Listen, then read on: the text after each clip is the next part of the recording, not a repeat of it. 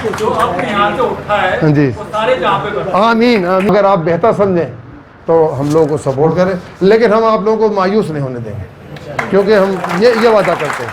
और हमें बोलना नहीं आता है, ये हमारी दिल की आवाज़ है, जो हमारा दिल की आवाज़ है। और ये उसी मापदंड पे, उसी क्राइटेरिया में अपने अपने साथी चुने हैं। वो कहते हैं मेरे फादर पहले थे भाई सीनियर पोस्ट पे थे, अब मेरा हक बनता है।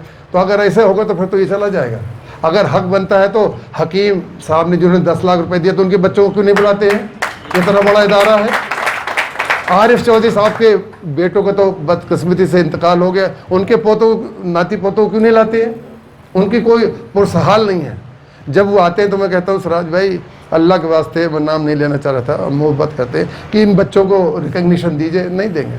लोग कुछ जानना चाह रहे थे, लेकिन हमने कहा कि नहीं, हम लोग वाकई में काम करना चाहते हैं और काम करेंगे इंशाल्लाह। और उसमें आपकी दुआओं की और अल्लाह का करम नहीं होगा तो हम कोई नहीं कर सकते। देर सवेर उनके चाहने वाले कहेंगे कि भाई आपने 1 करोड़ लगाया है, 2 करोड़, तो आप फैसला आप लोग करें।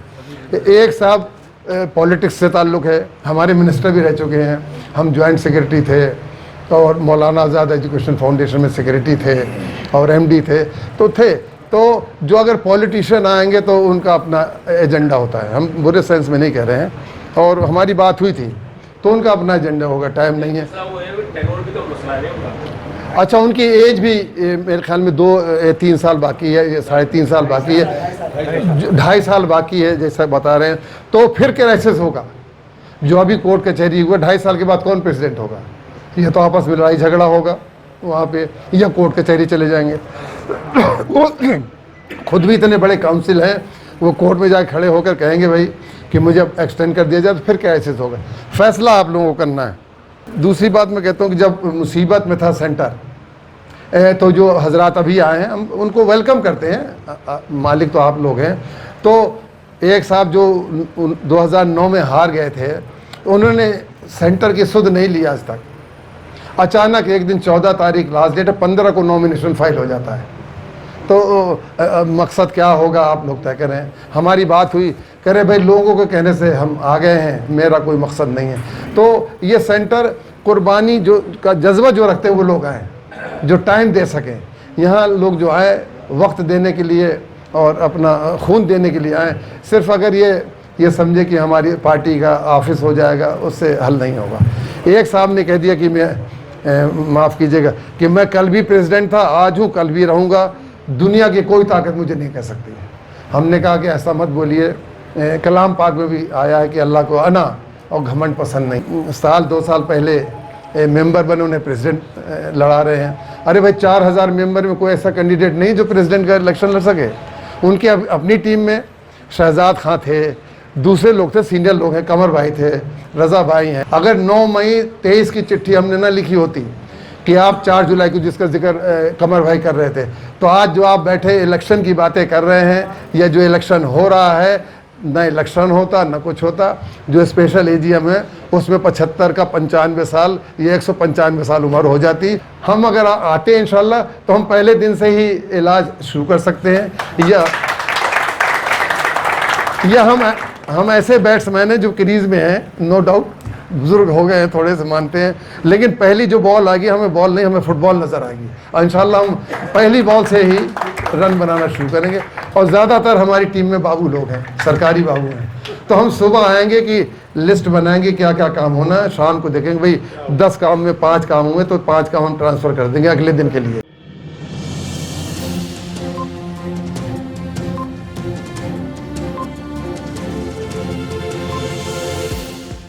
से दूर, खबरों से भरपूर। यकीन मुहक्कम, अमल पे हम, मोहब्बत फातिह आलम, जिहाद जिंदगानी में यही मर्दों की शमशीरें। मैं आवाज़ देता हूँ हमारे प्रेसिडेंशियल कैंडिडेट और होने वाले प्रेसिडेंट इंशाल्लाह अबरार साहब को। दुआएं और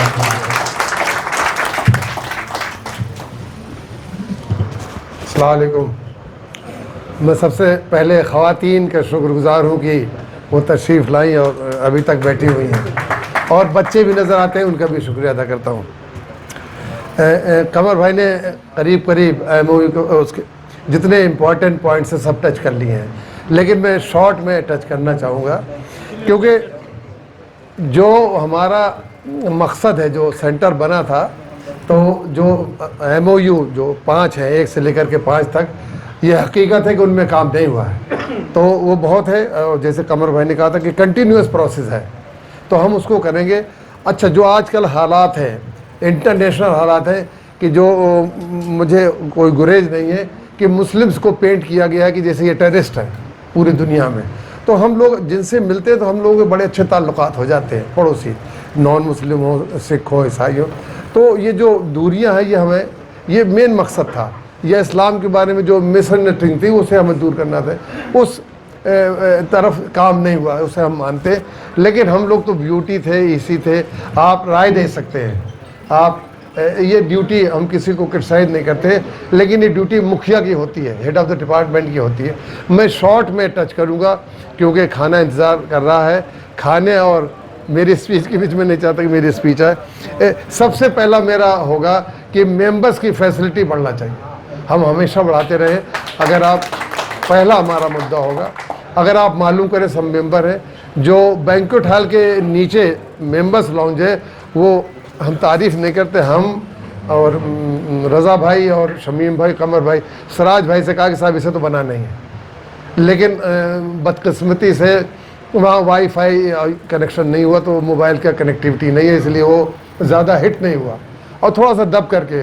तो हम लोगों ने राय दी थी कि सीढ़ियाँ मस्जिद के सामने से उतर जाएं। आप राय दे सकते हैं, हम देख लेंगे, हम कर लेंगे। और उसमें साल 10 साल निकल गए। इंडिसिसिवनेस बहुत है, उस इंडिसिसिवनेस को हमने ज़ोर से नहीं होने दिया। हमारी भी जिम्मेदारी है, जिसके लिए मैं माफ़ी मांग चुका। यह तो हम उसी वक्त लड़ाई कर लेते सब लोग, तो जो हालात आज हुए वो 10 साल पहले प्रेसिपिटेट हो जाते। मैं ज़्यादा एलिबरेट नहीं करूँगा। दूसरा, हम जो सोच रहे हैं इंशाल्लाह, जो डोम के नीचे, हमें 5 साल से हो गया, क्योंकि मैं तो बम्बई में भी रहा चीफ कमिश्नर, तो वहाँ पे 4-4 फीट ज़मीन इस्तेमाल होती है। बस मैं प्रैक्टिकल बात करूँ तो डोम के नीचे हम कम से कम 25-30 लोगों के बैठने का इंतज़ाम कर सकते हैं। स्टैंडिंग में अखबार लगा सकते हैं, वेंडिंग मशीन, चाय कॉफ़ी कर सकते हैं। अब कोई नया मेहमान जाता है, वो बड़ा खो जाता है कि कहाँ जाऊँ।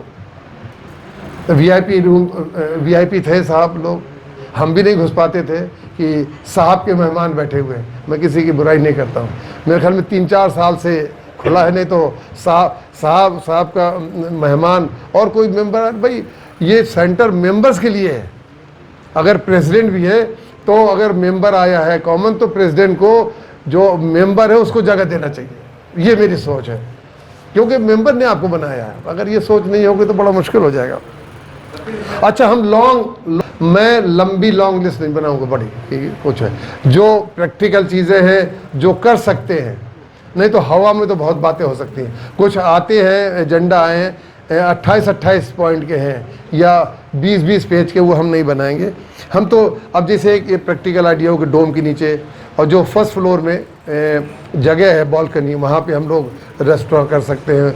ऊपर जो लाइब्रेरी के बाहर एरिया है, उसे हम फैसिलिटी बढ़ा सकते हैं। तो ये छोटी छोटी चीज़ें, लेकिन इससे क्या है कि मेंबर जो हैं वो वहाँ जा कर के आराम से बैठ सकते हैं। अभी मेंबर या तो करीम में जाए या कॉफ़ी शॉप में जाए, जब खर्च करेगा तब उसको हो सकता है।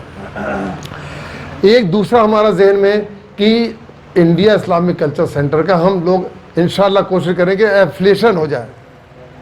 जैसे बॉम्बे में CSI है, कानपुर में गंजेस क्लब है, कानपुर क्लब है। आदमी खो जाता है कि मैं बॉम्बे जाऊँ, कहाँ रुकूँ। तो अगर आपका एफिलिएशन है, अच्छा मैंने ये बात चलाई, जो इंडिया इंटरनेशनल सेंटर के डायरेक्टर थे मिस्टर श्रीवास्तव, वो आए थे। हमने कहा अपने ऑनरेबल एक्स प्रेसिडेंट से कि साहब हम लोग उनसे अगर टाई अप कर लें, तो अगर उनके यहाँ कमरे अवेलेबल हैं तो हमारा मेहमान चला जाए हमारे यहाँ, तो वो लोग आ जाएं। बॉम्बे में क्रिकेट क्लब ऑफ इंडिया है और बहुत से क्लब हैं, तो उनसे एक क्लब अगर हर शहर में कर ले तो हमारे मेंबर्स को वो खोएगा नहीं कि अगर चेन्नई जा रहा है, उसने कहा भाई एफिलिएशन है, वहाँ जाकर रुक सकता है। ये प्रैक्टिकल चीज़ें और बहुत आसानी से हो सकती हैं। अगर उनके मेहमान आएंगे तो हमारे यहाँ रुकेंगे। दूसरा हम लोग आइए, अच्छा अक्सर एक सवाल आता है कि हम लोग इलेक्शन क्यों लड़ना चाहते हैं, कि आप 20 साल ले लिए। लोग मांगते हैं 20 साल का हिसाब, तो हम कहते हैं भाई 20 साल का नहीं, 40-45 साल का हिसाब मांगिए। और बात शुरू होती है 77-78 से। आवाज़ आ रही है? तो आवाज़ ये बात उठती है 77-78 से, जब हम अलीगढ़ मुस्लिम यूनिवर्सिटी से यूपीएससी के एग्ज़ाम देने आते थे। तो मरहूम आरिफ चौधरी साहब वो रहते थे पुल बंगश में, नया मोहल्ला में। तो हम वहाँ रुकते थे, 15-20 लोग थे और भाभी खाना बनाती थी। तो उसी वक्त मैंने तहिया किया कि न मेरे इनसे आरिफ चौधरी साहब से रिश्तेदारी है, न मेरी कोई करीब दोस्ती है, लेकिन ये कौम के लिए और जो दबी कुचली कौम है उनके बच्चों के लिए खाना बना रहे हैं। अब तो मुझे यूपीएससी में सिलेक्शन कराने का रहना है। उस वक्त से मैंने और मेहनत करना शुरू कर दी। तो इस तरह का जज्बा है। उस वक्त ये आया। फिर अगर हम लोग जगह नहीं थी रुकने की, तो तैयब चौधरी साहब मरहूम, उनकी कोठी में बलवंत राय मेहता लेन में रहते थे। तो हम लोग उस वक्त अटैची चलती थी लेदर की, बहुत से बच्चे तो पैदा नहीं होंगे, और होलडाल में बिस्तर होता तो उसी में किताबें होती थी। तो हम लोग कभी पहाड़गंज के होटल में, कभी अपना करोल बाग के तिब्बिया कॉलेज में गर्मियों में होता है प्रीलिम्स, तो वहाँ हम लोग रुकते थे। तो ये जो कंसेप्ट आया है कि एक जगह होना चाहिए, उसके खुशकिस्मती से हम हिस्से में हैं, हम पार्टी टू इट। तो उस वक्त महसूस हुआ कि जगह होना चाहिए। और फिर उस वक्त जस्टिस हिदायतुल्लाह साहब, बेगम आबिदा अहमद, इन सब ने कोशिश की और सबकी मदद ली गई। और फिर जब ये ज़मीन का आ गया तो हकीम साहब ने 10 लाख रुपए दिए। तो अगर हकीम साहब ने ज़मीन न ली होती तो ये जगह नहीं बनती। अब लोग अगर किसी का नाम ले लेते हैं कि अपने आरिफ साहब का कोई नाम ले लेता है स्पीच में, या हकीम साहब का नाम ले लेता है, तो हमारे एक्स मान्यवर बाद में कहते हैं कि उनका नाम क्यों ले रहे हैं। बड़ा अफसोस होता है। ये बहुत छोटी छोटी बातें। लेकिन मैं जब नौकरी से रिटायर हो गया तब मैंने करीब से देखा। जिम्मेदारी हम बार बार हर फोरम में लेते हैं, लेकिन हमें अफसोस होता था और मन कचोक करके रह जाता था कि अगर ये लोग ज़मीन ना लेते तो हम लोग क्या कर सकते। फिर दूसरा ये फसाड क्रिएट किया गया कि this centre has been brought into existence by the efforts of only ex president, जबकि ये सरासर झूठ है। मूसा साहब मरहूम की रूह सुन रही होगी। जब काम नहीं हो रहा था तो हम लोग मूसा साहब के यहाँ गए, वो सिक्योरिटी स्टील थे, कि साहब ये ज़मीन पड़ी हुई है, आप आइए अल्लाह के वास्ते। वो आए, उन्होंने 10 करोड़ का कलेक्शन किया और पूरी बिल्डिंग तैयार हो गई थी और सब कुछ था। इलेक्ट्रिफिकेशन और प्लम्बिंग और सीवर लाइन सब पड़ चुकी थी। लेकिन फिर हताश हो गए ये 4-6 महीने। तो फिर सराज भाई आए पिक्चर में। लेकिन ये जो फैलाया जा रहा है उनका कंट्रीब्यूशन मना नहीं किया जा सकता, लेकिन जितना कंट्रीब्यूशन बताया जाता है उतना है भी नहीं। तो ये हकीकत है। तो हम लोग इसलिए लड़ना चाहते कि टीम हमारी नया ब्लड है, नया फ्रेश ब्लड है। हम लोग बुज़ुर्ग तो मैं नहीं कहूँगा, क्योंकि सुबह में साइकिल पे चलाता हूँ, टहलने में जाता हूँ, और बुज़ुर्गी और बीमारी सब जहन में है। तो काम करेंगे और हमारी हिम्मत है कौम की खिदमत करने के लिए। हमारी वही हमें ताकत देती है, वही हमें ताकत देती है। और लोग 20 साल का हिसाब मांगते, मैंने बता दिया भाई 20 साल का हिसाब मत मांगो अल्लाह के वास्ते, 45 साल का मांगो। जब ये सेंटर का कंसेप्ट आया था तब भी हम उस वक्त थे, हम एग्ज़ाम दे रहे थे यूपीएससी के, तो हम उस वक्त मौजूद थे। और 6 BOT को तो उन्होंने बिल्कुल विलेन, कब्ज़ा, गैंग और पता नहीं क्या क्या अल्फाज जो कमर भाई ने, चम्बलिस्तान और पता नहीं क्या क्या कहा, हमने बर्दाश्त किया कि ना समझ है। क्योंकि जब सर सैयद जाते थे पैसा कलेक्ट करने तो उनके ऊपर पत्थर भी गिरते थे, गालियाँ भी देते थे, और उन्हें फतवा दिया था कि वो मुसलमान नहीं है। तो नेक काम में गालियाँ तो। और उसी सिलसिले में फिर मैं भी हताश हो गया। मैंने भी वीडियो जारी कर दिया कि भाई मैं नहीं, इलेक्शन नहीं लड़ूंगा। भाई मैं अपनी मेंटल पीस, अपनी सेहत थोड़ा ख़राब करूं, मैं खिदमत करूंगा। बेगम कहती थी कि भाई घर से खुशी खुशी जाते हो, लौट के आते हो, टेंस होते हो, ऐसी क्या खिदमत है। तो मैंने कहा भाई कुछ कुर्बानी तो देनी पड़ेगी। तो ये हालात हैं। और एक टच किया था कमर भाई ने 5 स्टार कल्चर। देखिए हमारे पास पैसे नहीं हैं, हम लोग ने चंदा किया, कंट्रीब्यूशन किया है, उससे हम लोग ये फंक्शन कर रहे हैं। एक साहब एक कैंडिडेट आए हैं, अभी जुमा 8 दिन नहीं हुए हैं, पैराशूट लैंडिंग हुई है। उन्होंने कहा मैंने 1 करोड़ अलग कर दिया इस इलेक्शन के लिए। अब आप लोग फैसला करें, 1 करोड़ अगर किया है वो आदमी आ जाता है, हमें कोई बुराई नहीं, बिल्कुल आए, आप लोग मालिक हैं, आप लोग करें। लेकिन चुनने के पहले फैसला कीजिएगा कि अगर वो आएगा। अगर मैं कहीं 1 करोड़ 2 करोड़ खर्च करूँगा और मैं बिजनेसमैन हूँ, बिजनेसमैन घाटे का सौदा नहीं करता है कहीं ना कहीं, क्योंकि एम्बेसीज होती हैं वो तो बिजनेसमैन का मतलब है प्रॉफिट कमाना। देर सवेर उनके चाहने वाले कहेंगे कि भाई आपने 1 करोड़ लगाया है, 2 करोड़, तो आप फैसला आप लोग करें। एक साहब पॉलिटिक्स से ताल्लुक़ है, हमारे मिनिस्टर भी रह चुके हैं, हम जॉइंट सेक्रेटरी थे और मौलाना आज़ाद एजुकेशन फाउंडेशन में सेक्रेटरी थे और एमडी थे, तो जो अगर पॉलिटिशियन आएंगे तो उनका अपना एजेंडा होता है, हम बुरे सेंस में नहीं कह रहे हैं, और हमारी बात हुई थी तो उनका अपना एजेंडा होगा, टाइम नहीं है। अच्छा, उनकी एज भी मेरे ख्याल में 2-3 साल बाकी है, 3.5 साल बाकी है, 2.5 साल बाकी है जैसा बता रहे हैं। तो फिर क्राइसिस होगा, जो अभी कोर्ट कचहरी हुआ, 2.5 साल के बाद कौन प्रेसिडेंट होगा? ये तो आपस में लड़ाई झगड़ा होगा वहाँ पे, या कोर्ट कचहरी चले जाएंगे। वो खुद भी इतने बड़े काउंसिल हैं, वो कोर्ट में जाके खड़े होकर कहेंगे भाई कि मुझे अब एक्सटेंड कर दिया जाए, तो फिर क्राइसिस होगा। फैसला आप लोगों को करना है। दूसरा, ये 5 स्टार कल्चर देखते हैं, जो लोग कन्वेंसिंग में जा रहे हैं, 5 स्टार होटल में रुक रहे हैं, जो इस कमरे का 20-20, 25-25 हज़ार रुपये किराया है एक दिन का, ये खर्चा कहाँ से आ रहा है? मैं ये तो नहीं कहूँगा इस पब्लिक में मैं इनकम टैक्स कहूँगा, इंक्वायरी करेंगे हम लोग, क्योंकि हम तो रिटायर हो गए। तो ये सब आपको पहलुओं पे करना पड़ेगा। और जब दूसरी बात मैं कहता हूँ कि जब मुसीबत में था सेंटर, तो जो हजरात अभी आए हैं हम उनको वेलकम करते हैं, मालिक तो आप लोग हैं। तो एक साहब जो 2009 में हार गए थे, उन्होंने सेंटर की सुध नहीं लिया आज तक। अचानक एक दिन 14 तारीख लास्ट डेट है, 15 को नॉमिनेशन फाइल हो जाता है। तो मकसद क्या होगा आप लोग तय करें। हमारी बात हुई, कह रहे भाई लोगों के कहने से हम आ गए हैं, मेरा कोई मकसद नहीं है। तो ये सेंटर कुर्बानी जो का जज्बा जो रखते हैं वो लोग आए, जो टाइम दे सकें। यहाँ लोग जो आए वक्त देने के लिए और अपना खून देने के लिए आए। सिर्फ अगर ये समझे कि हमारी पार्टी का ऑफिस हो जाएगा, उससे हल नहीं होगा। एक साहब ने कह दिया कि मैं माफ़ कीजिएगा कि मैं कल भी प्रेसिडेंट था, आज हूँ, कल भी रहूँगा, दुनिया की कोई ताकत मुझे नहीं कह सकती है। हमने कहा कि ऐसा मत बोलिए, कलाम पाक में भी आया है कि अल्लाह को अना और घमंड पसंद नहीं है। यही नतीजा हुआ कि कोर्ट ने कह दिया कि आप प्रेसिडेंट नहीं हैं, लेकिन वो वज़िद हैं। अब वो आप लोग मकसद एनालाइज कीजिएगा। खुद बीओटी का इलेक्शन लड़ा रहे हैं, बेटे को एग्जीक्यूटिव का लड़ा रहे हैं। एक आदमी जो अभी 1-2 साल पहले मेंबर बने, उन्हें प्रेसिडेंट लड़ा रहे हैं। अरे भाई 4000 मेंबर में कोई ऐसा कैंडिडेट नहीं जो प्रेसिडेंट का इलेक्शन लड़ सके। उनके अपनी टीम में शहजाद खां थे, दूसरे लोग थे, सीनियर लोग हैं, कमर भाई थे, रज़ा भाई हैं, हम हैं, बहुत से लोग हैं। हो सकता है कि उनकी नाराज़गी हमसे हो क्योंकि हमने वो चिट्ठी लिख दी। अगर 9 मई 23 की चिट्ठी हमने ना लिखी होती कि आप 4 जुलाई को, जिसका जिक्र कमर भाई कर रहे थे, तो आज जो आप बैठे इलेक्शन की बातें कर रहे हैं, या जो इलेक्शन हो रहा है, न इलेक्शन होता न कुछ होता। जो स्पेशल एजीएम है उसमें 75 का 95 साल, ये 195 साल उम्र हो जाती। वो कहते हो गया, और बीच में अगर मुइन जयपुरी बोलते तो लिखा बैठ जाओ। तो इस तरह से अमेंडमेंट हो जाए। अच्छा, हम लोगों ने ऑफर दिया सिराज भाई को, हमने और शमीम भाई ने, रज़ा भाई ने, कि सिराज भाई 20 साल बहुत होते हैं, कमर भाई, सब लोगों ने जो पुराने लोग थे, कि 20 साल बहुत होते हैं, अल्लाह के वास्ते जो करना था नहीं करना था कर दिया। अब ऐसा है कि 15 को 15 रिज़ाइन करो, यंग ब्लड आए। मान गए। मैंने कहा कि सिराज भाई 20 साल नहीं 25 साल थे।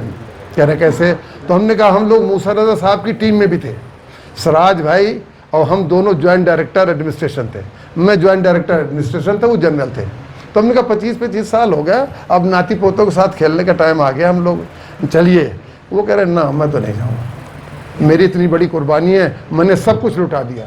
हमने कहा सिराज भाई आपने लुटाया नहीं है, हम इनकम टैक्स से हमारा ताल्लुक़ है। इस पोस्ट के लिए लोग 5,000 करोड़ खर्च कर देंगे। जो प्रेसिडेंट इंडिया इस्लाम, उसका जो स्टेटस है, जो रिस्पेक्ट है, जो रिकग्निशन है, एक बिजनेसमैन के पास हो सकता है 5,000 करोड़, लेकिन जो रिस्पेक्ट, जो रिकग्निशन है, हर एम्बेसी में तो हर हफ्ते इनविटेशन आता है, पीएमओ से इनविटेशन आता है, तो जो उसका नशा होता है। तो हमने कहा नशे के लिए नहीं भाई, कौम के लिए अल्लाह के वास्ते काम कीजिए, नहीं कौम नहीं माफ़ करेगी। अब आप राय दे सकते हैं। लोग कहते हैं भाई बीच में आपने इस्तीफ़ा क्यों नहीं किया, रिज़ाइन नहीं किया। पहली बात तो एक चिट्ठी लिखी है, पूरी दुनिया में हंगामा हो गया, कोर्ट कचहरी भी हो गया, हम लोग पता नहीं जो अल्फाज 6 ब्यूटी के।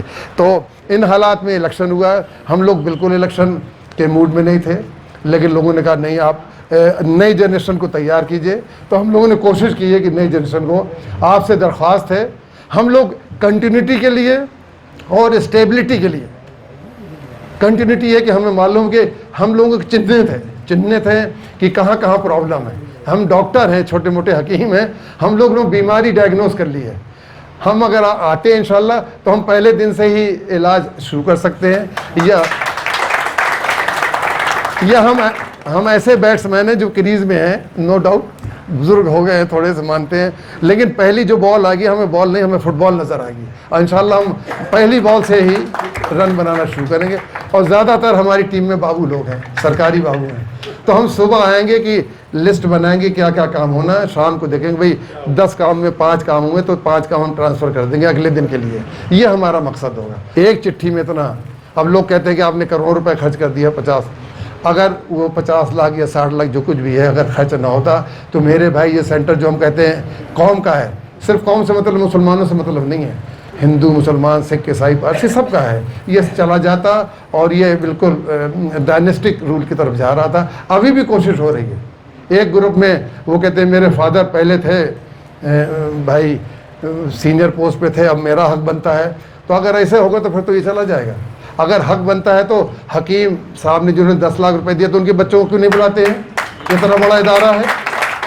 आरिफ चौधरी साहब के बेटों का तो बदकिस्मती से इंतकाल हो गया, उनके पोतों नाती पोतों को क्यों नहीं लाते हैं? उनकी कोई पुरसहाल नहीं है। जब वो आते हैं तो मैं कहता हूँ सिराज भाई अल्लाह के वास्ते, वो नाम नहीं लेना चाह रहा था, मोहब्बत करते कि इन बच्चों को रिकग्निशन दीजिए, नहीं देंगे। तो हम लोग अगर हिस्ट्री भूल जाएंगे तो हम अपना फ्यूचर नहीं बना सकते। तो आपसे दरख्वास्त है, लंबी स्पीच हो गई, खाना ठंडा हो रहा है, तो अगर आप बेहतर समझें तो हम लोगों को सपोर्ट करें, लेकिन हम आप लोगों को मायूस नहीं होने देंगे, क्योंकि हम ये वादा करते हैं। और हमें बोलना नहीं आता है, ये हमारी दिल की आवाज़ है, जो हमारा दिल की आवाज़ है, और ये उसी मापदंड पे, उसी क्राइटेरिया में हमने अपने साथी चुने हैं। लोग कुछ जाना चाह रहे थे लेकिन हमने कहा कि नहीं, हम लोग वाकई में काम करना चाहते हैं और काम करेंगे इंशाल्लाह। और उसमें आपकी दुआओं की और अल्लाह का करम नहीं होगा तो हम कोई नहीं कर सकते, कोई हम नहीं कर सकते उसकी। इन्हीं के साथ मैं आपका बहुत बहुत शुक्रिया अदा करता हूँ और बहुत लेडीज़ का बहुत शुक्रिया अदा करता हूँ। भाई आप लोग आए, कुछ लंबी स्पीच होगी उसके लिए माजरत चाहता हूँ जी। जो आपने यहाँ से उठा है जी, वो सारे जहाँ पे आमीन आमीन।